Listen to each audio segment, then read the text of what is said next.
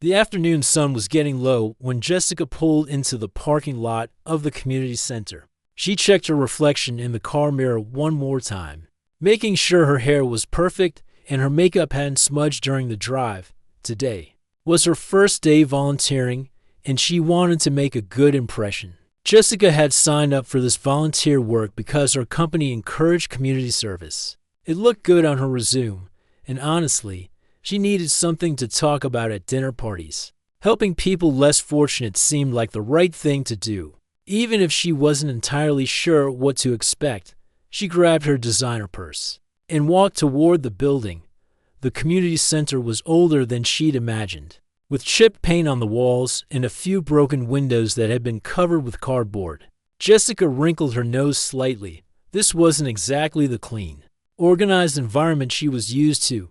Inside, the coordinator, Mrs. Chen, greeted her with a warm smile. "Welcome. We're so glad you're here. Let me show you around and introduce you to some of our regular helpers." As they walked through the main hall, Jessica noticed people of all ages sitting at tables, some eating, others just talking. The smell of food mixed with something else she couldn't quite identify made her uncomfortable. She discreetly pulled out her hand sanitizer and used it when she thought no one was looking. Most of our visitors are wonderful people who just need a little help getting back on their feet, Mrs. Chen explained. Some have been coming here for years, and they've become like family to us. Jessica nodded politely, but inside she was wondering what she had gotten herself into. These people looked so different from anyone in her usual circle. Their clothes were worn, their faces weathered, and many seemed to carry their entire lives in shopping bags or backpacks. "And here's one of our most helpful volunteers," Mrs. Chen said, approaching a man who was carefully arranging chairs around a table. "This is David. He's been coming here for 3 years and knows this place better than anyone." Jessica looked at the man Mrs. Chen was introducing. David appeared to be in his 50s, with gray hair that needed cutting and hands that were stained with what looked like grease or dirt. His clothes had seen better days, and there were holes in his jacket that had been sewn up with different colored thread. When he smiled at her, she noticed he was missing a tooth. "Nice to meet you," David said, extending his hand toward Jessica.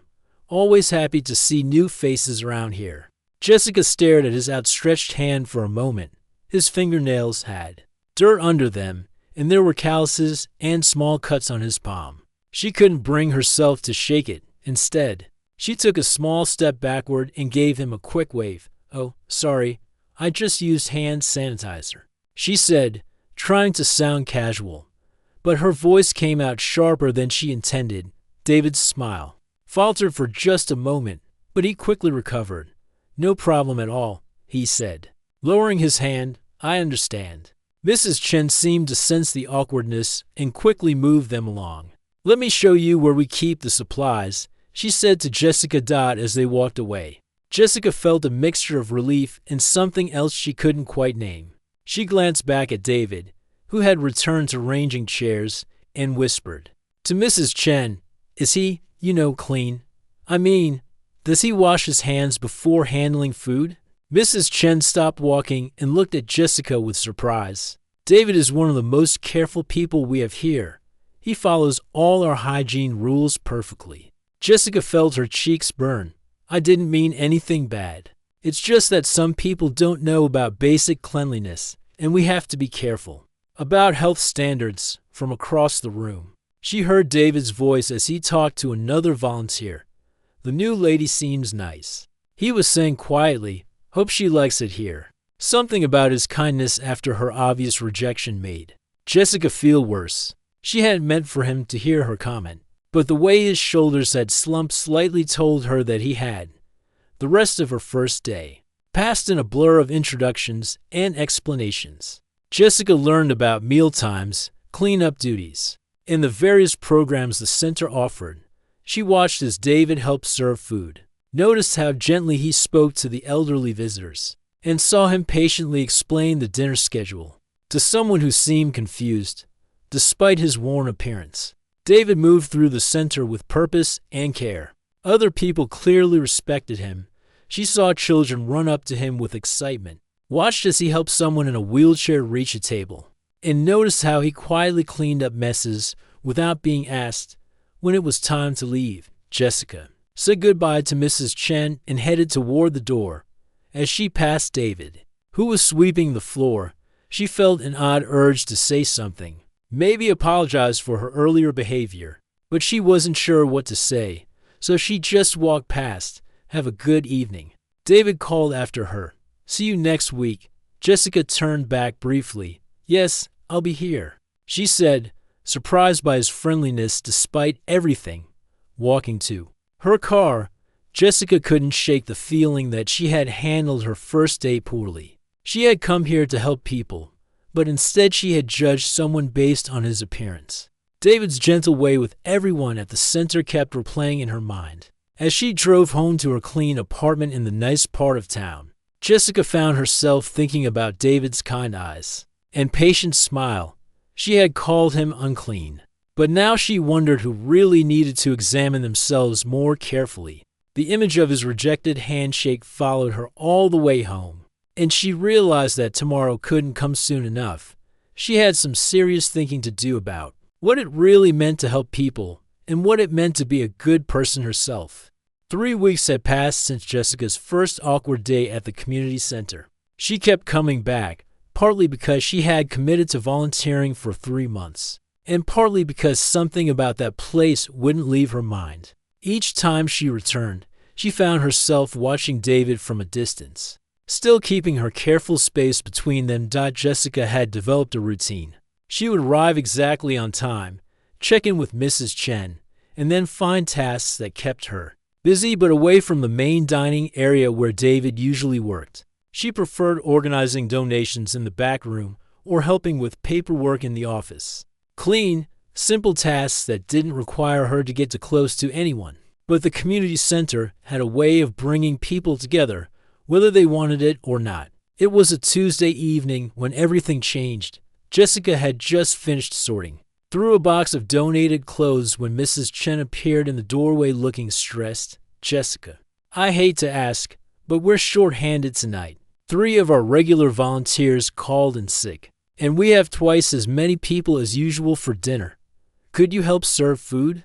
Jessica's stomach dropped. Serving food meant working directly with people, touching plates that others would eat. From being close to everyone she had been carefully avoiding.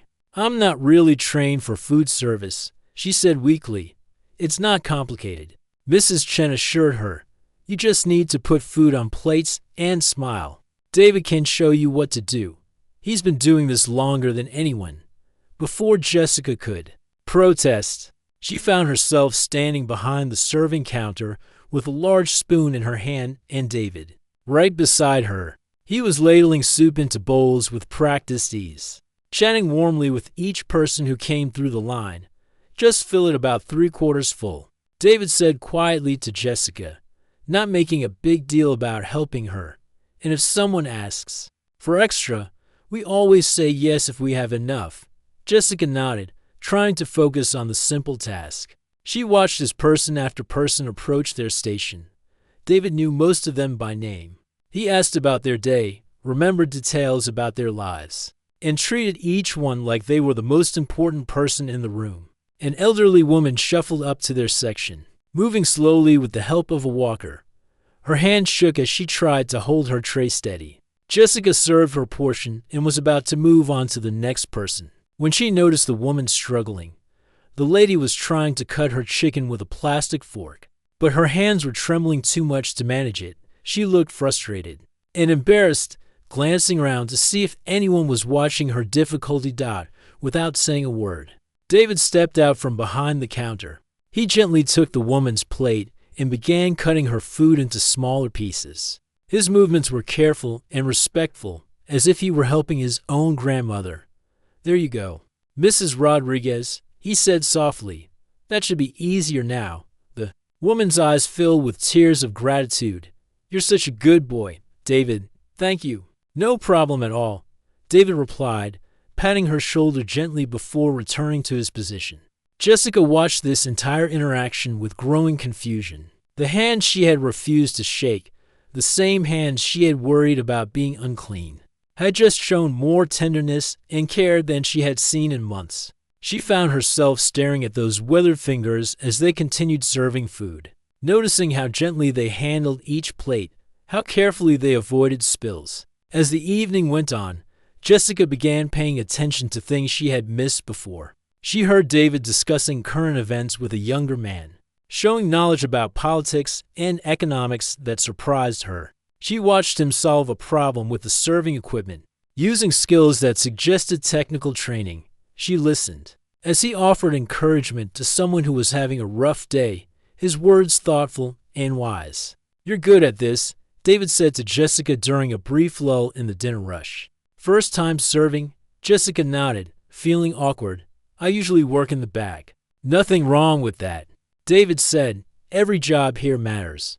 But I think people like seeing new faces. Makes them feel welcome." A teenage boy approached their station, looking nervous and uncertain. Jessica could tell it was probably his first time at the center. He kept his eyes down and mumbled when David asked what he wanted to eat. "First visit?" David asked kindly. The boy nodded. "Well, you picked a good night. The soup is really good today. And if you need anything, just ask anyone here. We're all family." The boy looked up then, meeting David's eyes. Something in David's genuine warmth seemed to relax him.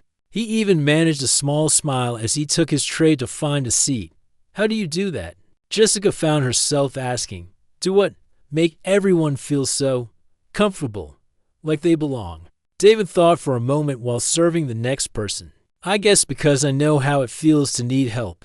When someone's hungry or scared or just having a bad day, they don't need judgment.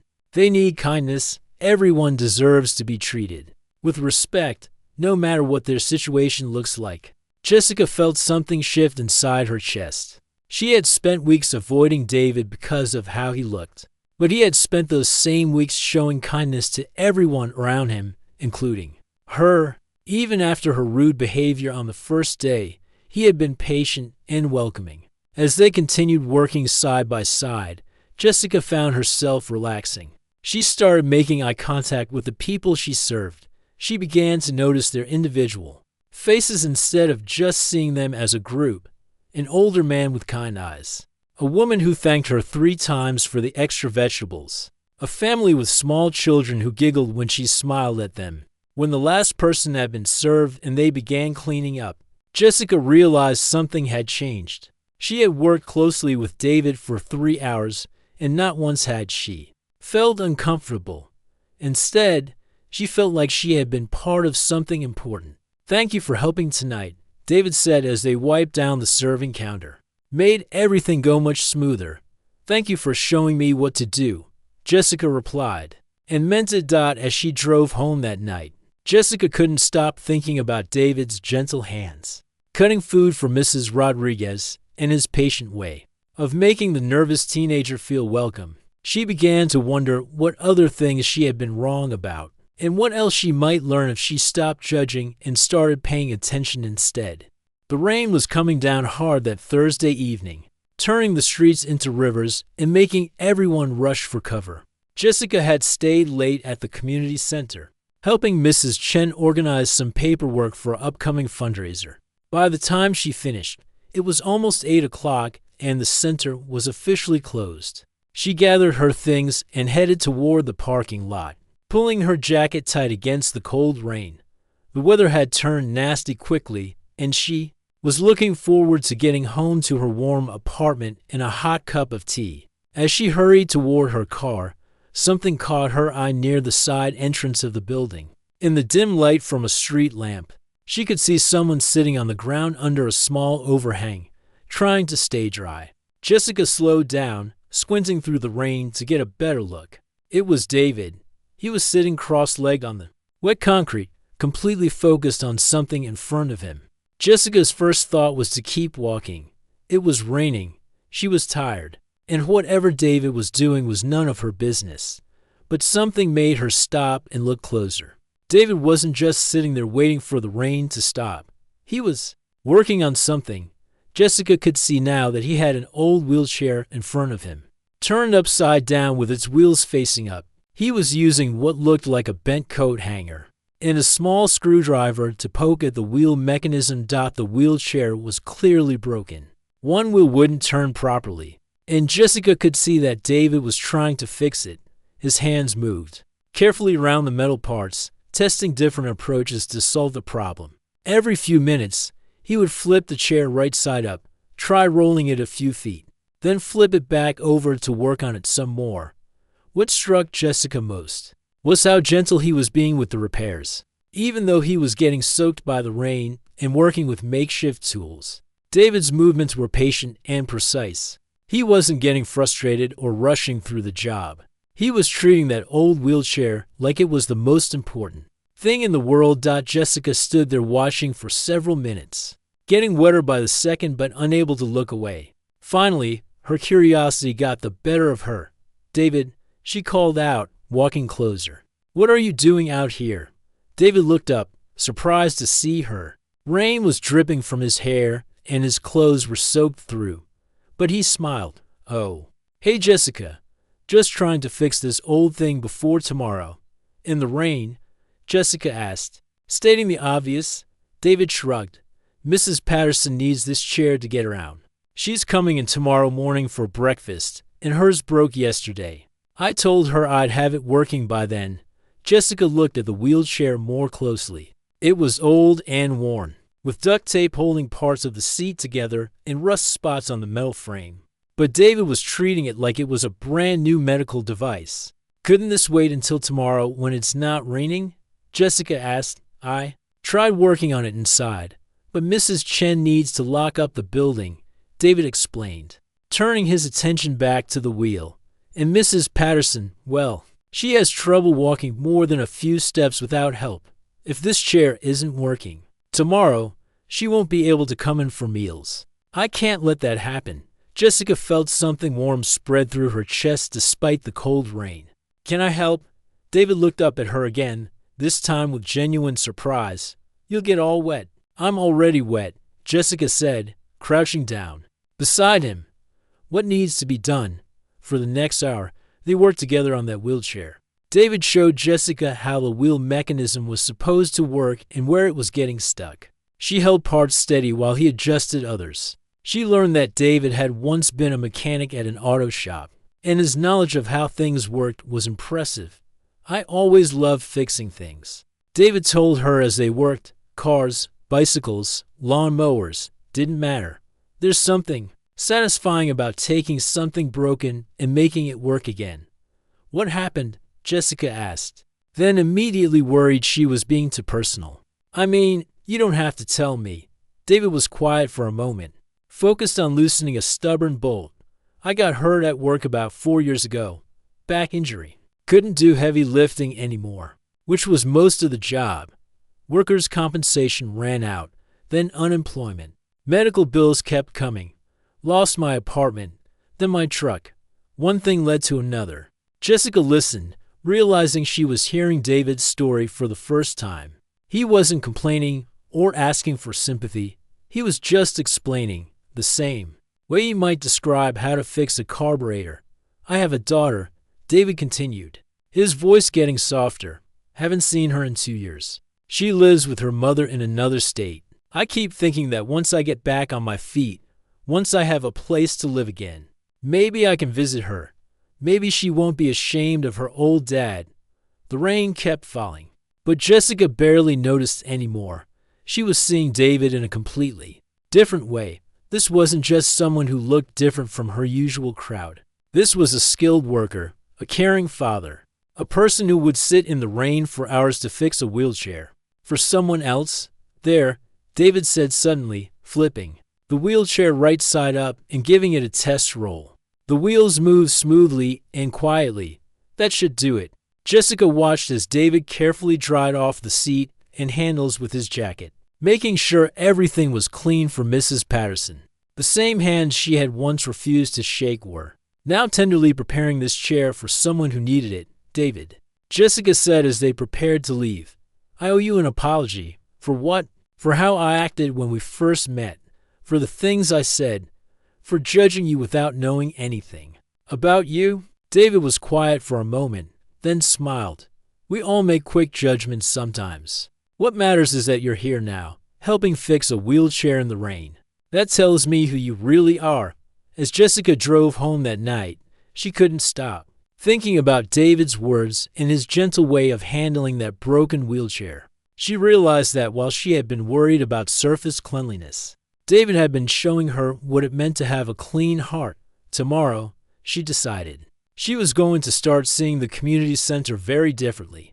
After that rainy night with the wheelchair, something had changed between Jessica and David. She found herself looking forward to their conversations during volunteer shifts. What started as polite small talk had grown into real discussions about life, dreams, and the challenges both of them faced in their very different worlds. Jessica began arriving at the community center earlier, not just to help with preparations, but to spend time talking with David before the evening rush began. She discovered that he read newspapers that other people had thrown away, staying informed about current events and politics. His insights often surprised her with their depth and wisdom. "You know what I've learned living on the streets?" David said one afternoon as they arranged tables together. "People are basically the same everywhere. Rich or poor, everyone wants to feel like they matter. Everyone wants to be treated with respect. The only difference is some people have better luck or more opportunities."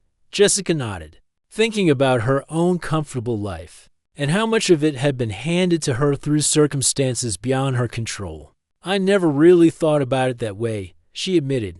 "Most people don't have to."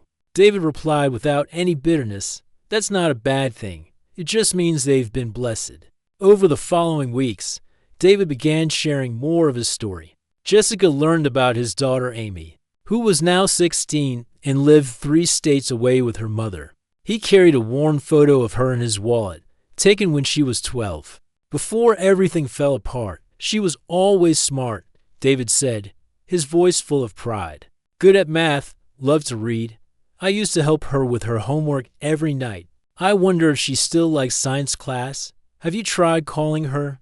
Jessica asked gently. David's expression grew sad.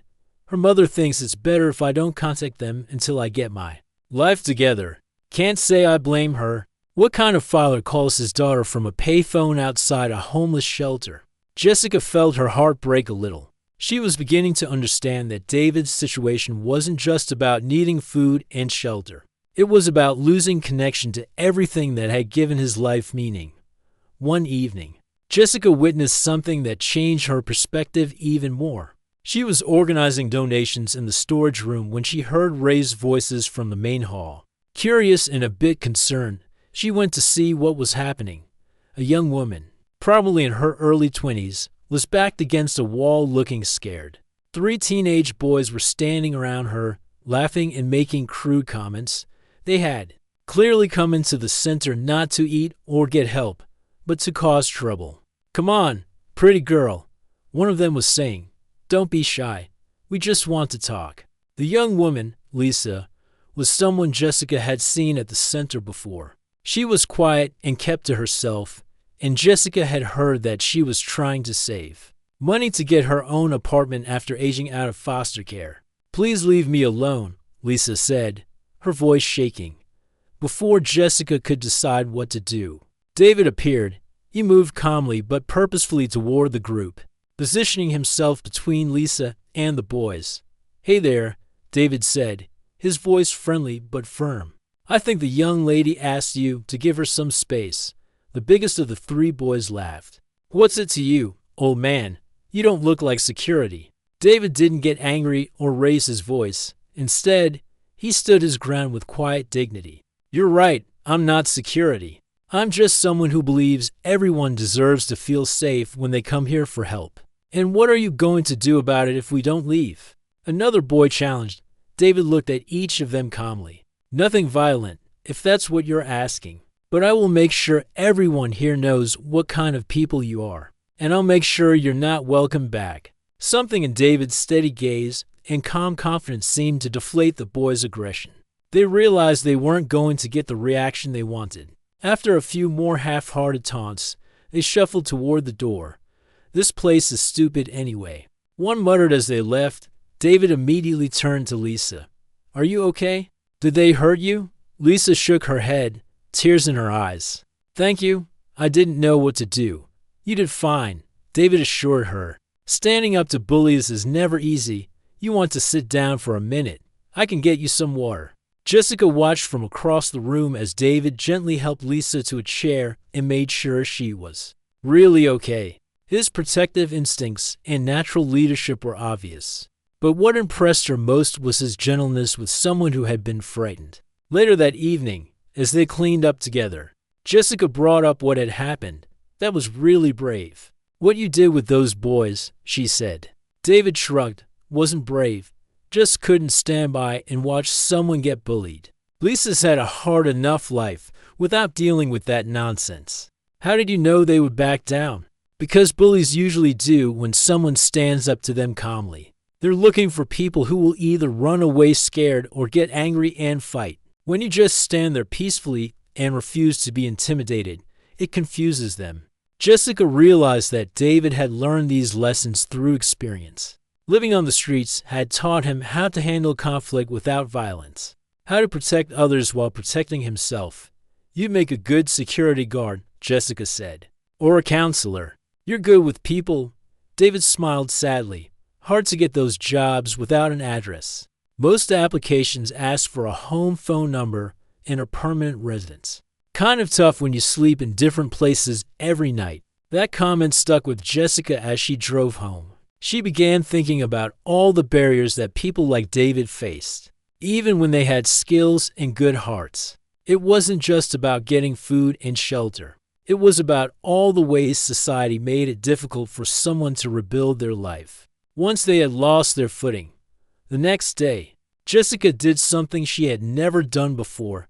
She called the community center and asked Mrs. Chen about the process for helping people find jobs and housing.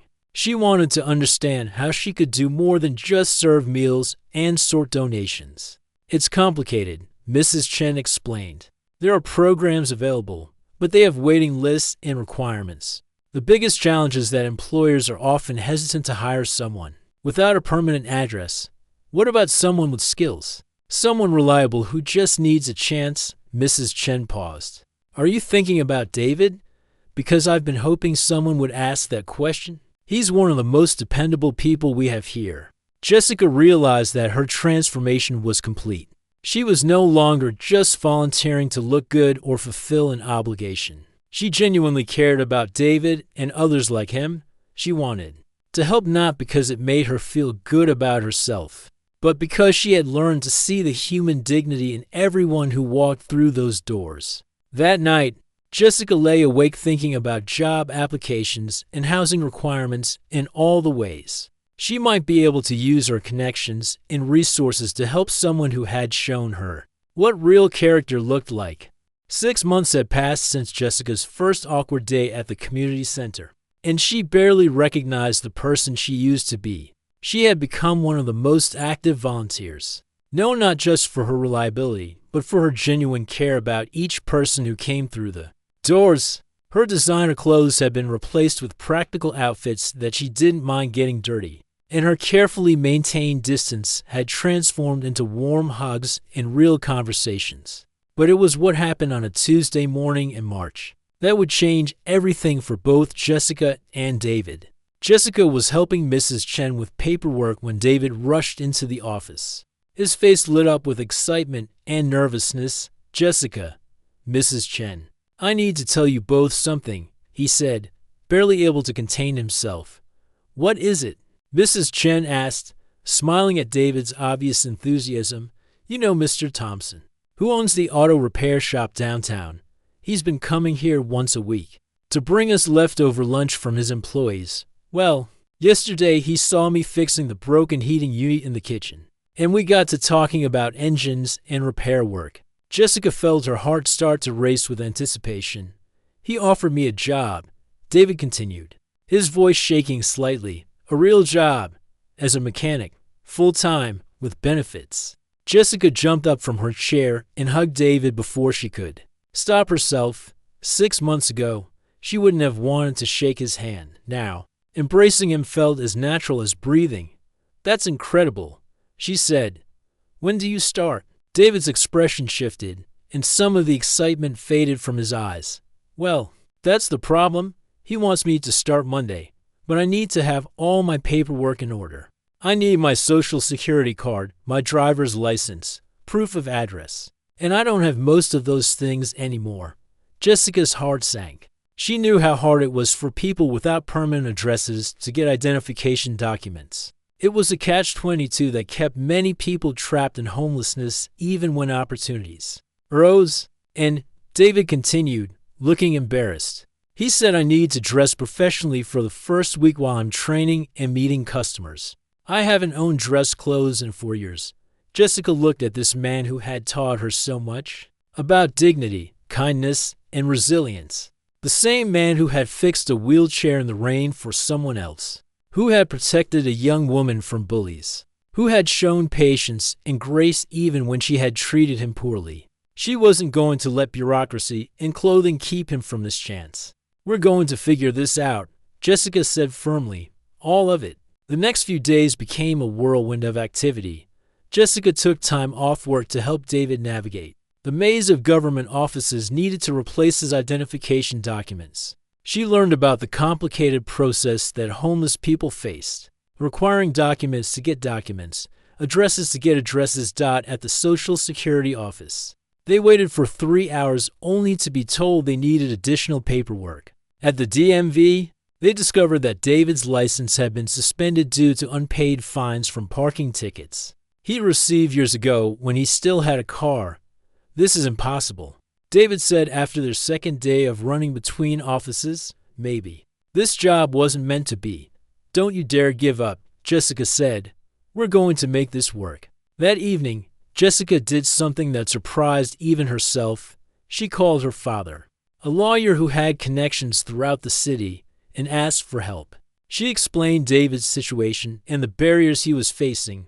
You're really invested in helping this person, her father observed. He's my friend, Jessica said simply. And he deserves this chance. Her father made some calls, and by Friday, they had managed to expedite David's paperwork through the proper channels. Jessica also went shopping, using her own money to buy David some nice work shirts, dress pants, and proper shoes for his first week on the job.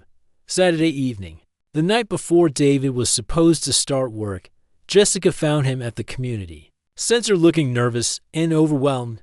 I keep thinking I'm going to mess this up somehow, he admitted. It's been so long since I had a real job, since I felt like a productive member of society. Jessica sat down beside him at one of the dining tables where they had shared so many conversations. Over the past months, David, I need to tell you something, she said. When I first met you, I judged you completely wrong. I thought you were somehow less than other people because of how you looked and where you lived. David started to speak, but Jessica held up her hand. Let me finish. You have taught me more about being a good person than anyone else in my life. You've shown me what real kindness looks like, what dignity means, and what it means to care about others even when you're struggling yourself. You're going to do great at this job because you're a good man with strong values. Mr. Thompson is lucky to have you. David's eyes filled with tears. Thank you, he said quietly, for everything, for seeing past what I looked like, for helping me get this chance, for becoming my friend when I really needed one. Thank you for being patient with me, Jessica replied, for not giving up on me even when I was awful to you. On Monday morning, Jessica drove David to his first day of work. He looked handsome and professional in his new clothes. His hair freshly cut at a barber shop Jessica had paid for the day before. As he got out of the car, David turned back to her. You know what's funny, he said. That first day we met, when you didn't want to shake my hand, I understood why. I knew how I looked. But I also knew that someday, if you gave me a chance, you'd see who I really was. Jessica felt tears in her eyes. And you were right, David smiled. See you tonight at the center? I'll be there, Jessica promised. 3 months later, David had his own apartment, a steady paycheck, and most importantly, he had reestablished contact with his daughter. Amy had agreed to visit him for a weekend, their first time together in over 2 years. At the community center, David continued to volunteer on weekends, and Jessica was right there beside him. But their relationship had completely changed. They worked as equals, as friends, as two people who had learned something important about looking past surface appearances. To see the heart underneath. Jessica often thought about that first day, when she had called David's hands dirty and refused to shake them. Now she knew that the only thing that had been dirty was her own judgment. David's gentle touch hadn't just changed the lives of the people he helped at the community center. It had changed her life too, teaching her that true cleanliness comes from having a kind heart and an open mind. The woman who once worried about hand sanitizer now knew that the most important thing you can offer another person is respect, compassion, and the willingness to see their humanity. And sometimes, that gentle touch of understanding can change everything.